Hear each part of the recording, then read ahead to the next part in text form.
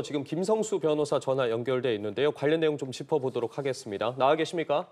예, 안녕하세요. 김성수 변호사입니다. 예, 안녕하십니까. 헌정사 역대 세 번째 대통령의 파면 여부를 가릴 선고일이 정해졌습니다. 관련한 내용 다시 한번 짚어주시죠.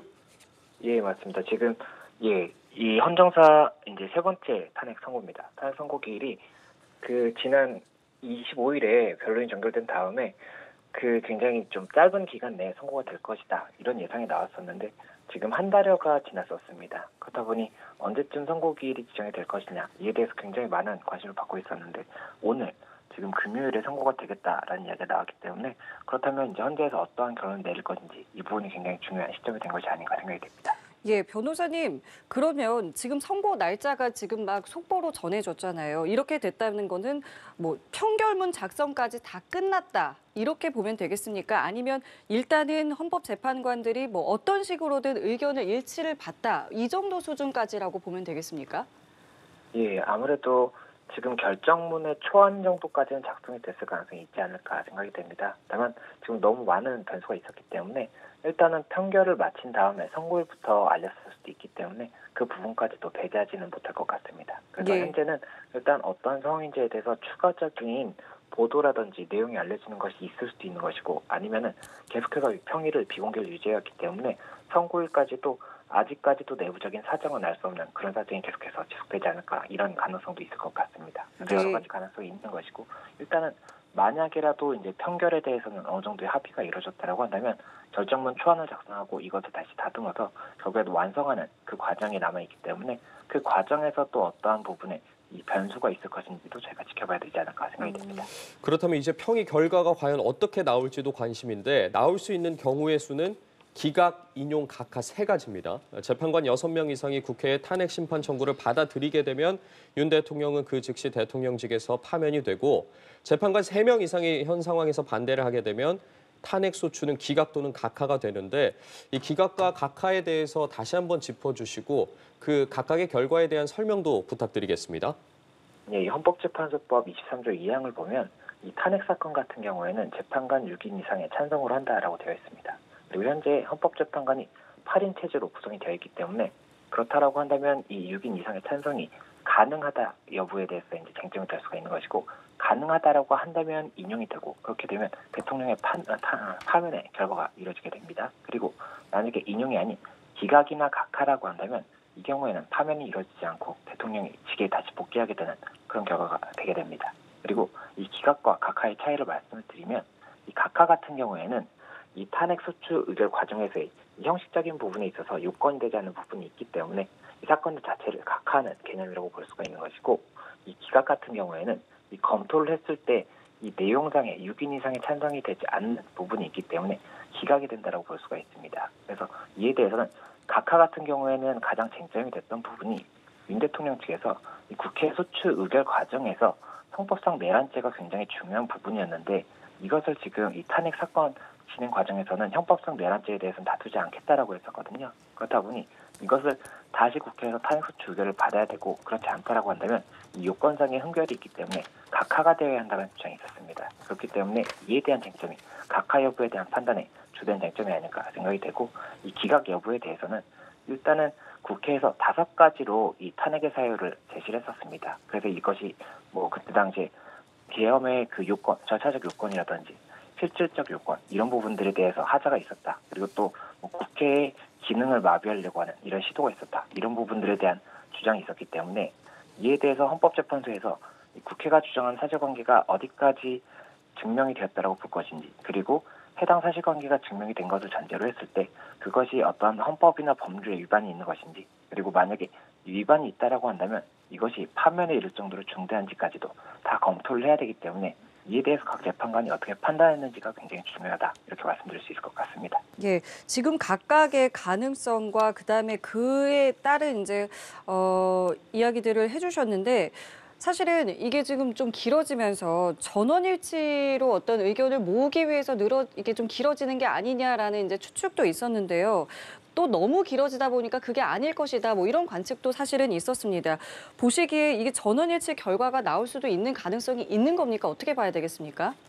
이 부분 정말 결정을 봐야 될 것 같습니다. 이 결정을 보고 나서야 저희가 어떤 추측이 가능하지 않을까 생각이 되는 것이고, 지금 저희가 이 일자 자체를 예상을 했었지만 그 일자가 예상이 맞지 않았지 않습니까? 예. 그리고 이 일자를 예상할 때는 어떠한 과정에서 어떠한 논리가 구성이 될 것이다. 이런 부분에 대해서도 어느 정도의 추측이 있고 이를 근거해서 일자를 예상했을 수가 있던 부분인데, 일자 자체가 맞지 않았기 때문에 결국에는 지금은 정말 어떠한 논리로 현재 상황에서 길이 지정된 것인지를 알 수가 없는 상황이 아닌가 생각이 됩니다. 그렇기 때문에 지금 이 어떠한 상황이었는지에 대해서는 결정문을 보고 나서야 저희가 이 역으로 좀 추측을 해볼 수 있지 않을까 이렇게 생각이 됩니다. 말씀해 주신 부분을 조금 더 구체적으로 들어가 보자면요. 앞서 헌재에서 한덕수 권한대행 탄핵안을 기각하면서 이 소추 사유 중 하나였던 비상계엄 선포의 위법성이라던가 국무회의 적법성 등에 대해서 구체적인 판단을 하지 않았습니다. 그렇기 때문에 윤 대통령 선고 결과를 유추하지 못하게 했다는 분석도 나왔는데, 이 부분과 연관해서도 좀 짚어주실 수 있는 부분들을 짚어주시죠.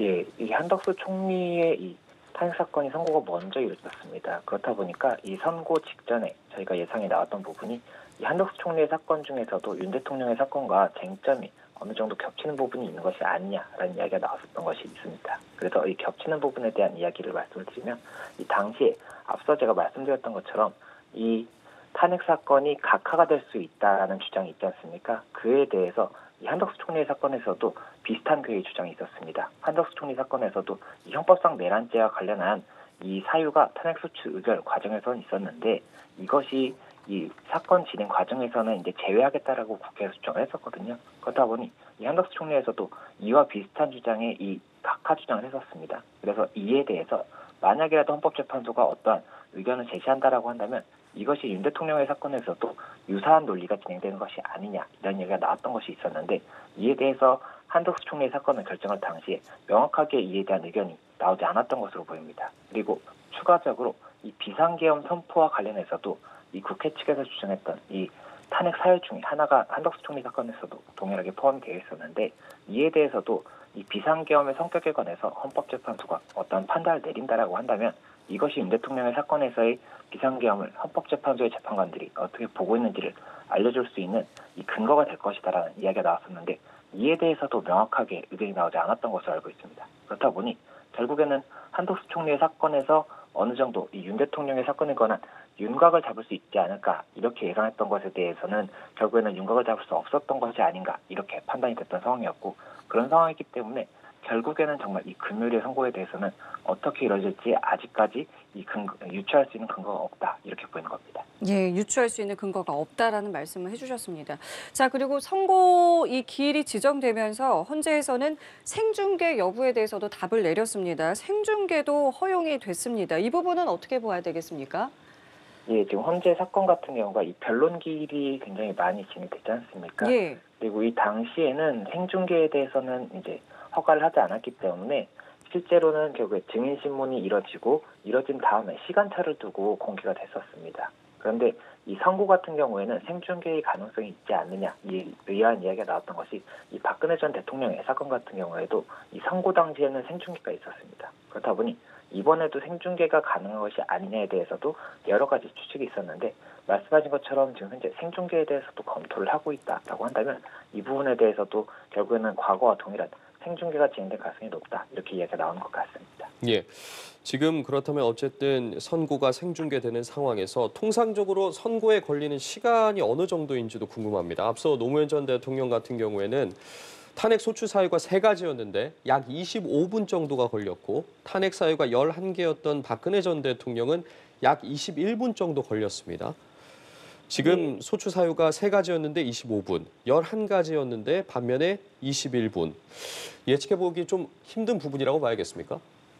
예, 아무래도 그 부분에 대해서도 정말 아직까지는 예상할 수 없지 않나 생각이 되고, 이에 대해서는 이 헌법재판소에서도 어느 정도까지 이 생중계에서의 시간을 소요할지에 대해서 고민을 하고 있지 않을까 생각이 됩니다. 그리고 말씀하셨던 것처럼 이 사유가 3가지 그리고 11가지로 이 숫자가 차이가 있음에도 불구하고 시간을 유사하게 가져갔다라고 하는 것은 아무래도 헌법재판소에서는 그 정도의 시간을 조금 맞추려고 하지 않을까 이런 예상이 나올 수도 있는 것인데, 다만 지금 같은 경우가 이 과거의 전례를 근거로 해서 제가 예상했던 부분이 다 맞지 않았던 부분이 있었기 때문에 그런 부분을 감안했을 때는 이번에는 이 20분의 시간 정도가 더 넘어갈 수도 있는 것이고 달리 볼 수도 있다 이렇게 보이는 부분이 있는 것 같습니다. 그리고 네. 이 사유 같은 경우가 예. 지금 이 윤 대통령 사건 같은 경우에는 5가지가 이제 주된 쟁점이 됩니다. 그럼 이에 대해서 이 자세하게 언급을 한다라고 한다면 더 길어질 수도 있는 것이고 만약에 간단하게 그 부분에 대해서 각각의 쟁점을 판단한다고 하면 짧아질 수 있는 것이기 때문에 정말로 여러 가지 변수가 있다 이렇게 보입니다.